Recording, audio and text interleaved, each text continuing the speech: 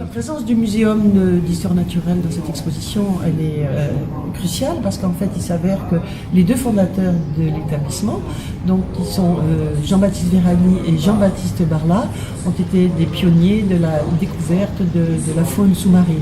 Alors c'est vrai que l'art au service de la science, ça paraît finalement la première chose qui saute aux yeux, c'est-à-dire que ces représentations sont vraiment esthétiques, de façon en même temps bien fidèle, et au fur et à mesure quand on les travaille, on se rend compte effectivement qu'il y a derrière une démarche aussi artistique. Donc à partir de ces dessins qui semblent être là comme des interprétations, c'est en fait vraiment des véritables photos.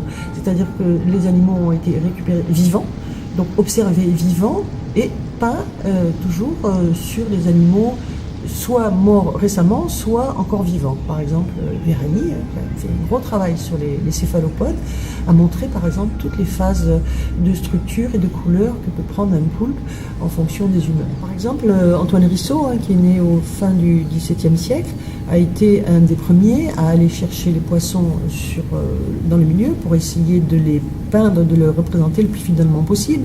Mais jusque-là, en fait, les représentations étaient souvent fantaisistes, voire un petit peu délirantes, parce que la mer impressionnait par le côté dangereux, le côté un petit peu impossible à contrôler. Et donc il y avait énormément de figurations qui étaient très fantaisistes.